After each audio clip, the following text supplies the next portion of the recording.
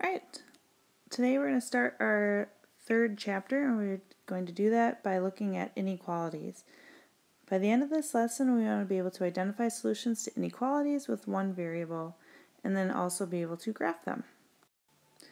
Up to this point, we've been working with equations. Now that we're working with inequalities, we're working with statements where there are two quantities, but they are not equal to one another. So here's some examples. Here we have A is less than B, A is greater than B, A is less than or equal to B, A is greater than or equal to B, and then also A is not equal to B at all. The biggest difference you'll notice between this and this is the line that's underneath, indicating part of an equal sign, meaning that part of the solution is included with the number that is there. And a solution to an inequality is any value that makes the inequality true. Let's look at an example. If we have the equation x minus 6 is greater than or equal to 4, we want to just describe that in words and just look at some situations. Here we have several examples of values that we could put in for x. Now remember, with variables, the reason that they are variables is because we can put in whatever value we want, because variables vary in what they mean. So if we did that, if for example we put negative 3 in for x and we did negative 3 minus 6, we get a value of negative 9. Same thing here with 0, 9.9, 10, 10.1, and 12. We see all these different answers that we would have when we would take that number minus 6. Now when we put it into the equation, or into the inequality, we have to start asking ourselves, does that value make it true? For example, is negative 9 greater than 4? No, it's not. So it's not a solution. Here, is negative 6 greater than 4? No, it's not. It's less than. So that is also not a solution. Is 3.9 less than 4? Or equal to, greater than or equal to 4? No, it's not. So it's also not a solution. Now here we have 4 is greater than or equal to 4. Well, because we have that greater than or equal to sign, 4 is included as a solution, so this would be a yes. Just like 4 and 1/10 is greater than 4, just as 6 is greater than 4. So all those would make those true. Now we can actually use words to describe these situations. When the value of x is a number less than 10, the value of x minus 6 is less than 4, so they would be not true. Then when the value of x is 10, the value of x minus 6 is equal to 4.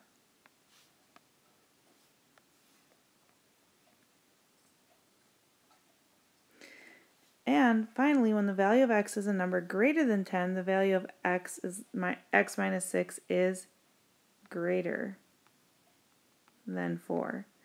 So it appears that the solution of x minus 6 is greater than or equal to 4 are all real numbers greater than or equal to 10. Now here's the thing about working with inequalities. An inequality, for example, like 3 plus x is less than 9, has just too many solutions that we can list. So instead we graph on a number line to show all the different solutions. So here to the left, or to the right, you notice that we have an arrow and we have a circle on our number line. There's some things to keep in mind when we are graphing solutions. Solutions are shaded and an arrow shows the solution continues. To show an endpoint that is included, we are going to draw a closed or shaded circle at the number. To show a solution where an endpoint is not part of the solution, we're going to have an open circle. And we'll go through some examples so you can see what this means. If we look at just some different inequalities, so for example, all real numbers less than 5, we see the algebraic way to write that where we have x is less than 5. If we were to graph that, we're going to go ahead and draw our line. I'm going to put 5 on there. I like to put 5 and then put at least one number above and beyond where we're going. Our solution that we're looking at is 5. So I'm going to draw a circle at 5. In this case, it's going to be open because it's just x is less than 5. 5 is not a solution. And then I draw an arrow in the direction to show which way the numbers go that are solutions. In this case, to the left, because that is the way where the values are less than 5.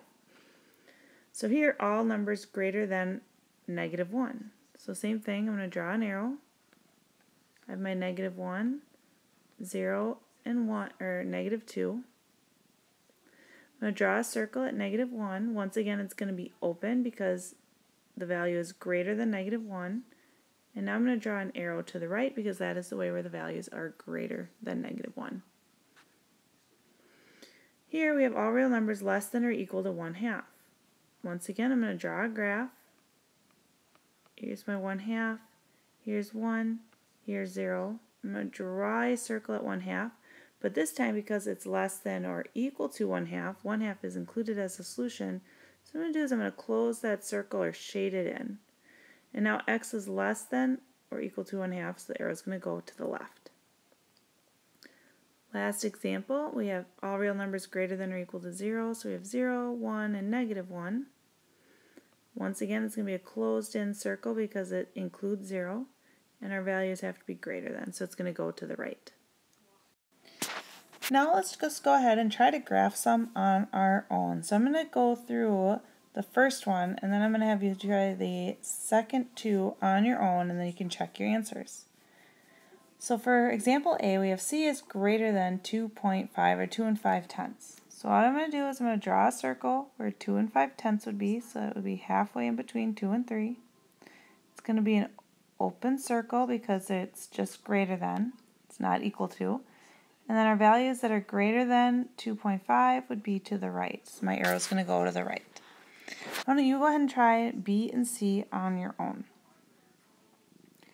Now B is a little bit different because we actually have an expression, but we can go ahead and simplify that. So 2 to the second power, remember, means 4. So this is really 4 minus 4, or 0. So here our inequality is 0 is greater than or equal to W. So I'm going to draw a circle. This time it's going to be closed. And now I have to say where, if 0 is the biggest number, we could also look at flipping our inequality around so that the variable comes first, because that sometimes helps people. It's saying the same thing. Notice that the inequality symbol is still open towards 0 on both examples, but now we're looking at it as W is less than or equal to 0, which can help some people graph, which means our arrow is going to go to the left. And on example C, we have M is less than or equal to -3, so I'm going to go ahead and draw my circle, which is going to be closed in. At -3, my values are less than that, so it's going to go to the left. Now we're going to do the opposite of what we were doing before. They have graphed the solutions, and we have to write an inequality. So we get to pick a variable. So say I pick x. Here we have an open circle, and the values are less than 2, because the circle's at 2. Since the values are less, it's going to be x is less than 2. Why don't you go ahead and pause the video and try this next one on your own. Once again, we can pick whatever variable. So say I pick y, and then here the value that's graphed is going to be -0.5 or -1/2. It's a closed circle, so we're going to have the equal sign underneath. This time our values are our solutions are greater than our numbers, so it's going to be open towards y. Some things to keep in mind when you are reading math is that if you see no more than, it actually means less than or equal to. And if you see at least, it means greater than or equal to. Because a lot of times when people see more, they think it's greater than, and when they say least, they think it's least than. So you have to think about real life context where you would be using these and what they actually mean. So now let's try a real world example. Ray's dad told him he could not turn on the air conditioner unless the temperature is at least 85 degrees Fahrenheit. We want to write an inequality for the temperatures at which Ray can turn on the air conditioner and then graph their solutions. If we let T represent the temperature at which Ray can turn on the air conditioner, that's going to be T. Now, is at least 85. So here we have 85. Now, if it's at least 85, it also includes 85. So we have the equal sign. And 85 is going to be the lowest temperature that he could turn it on. So it's actually going to be open away from 85.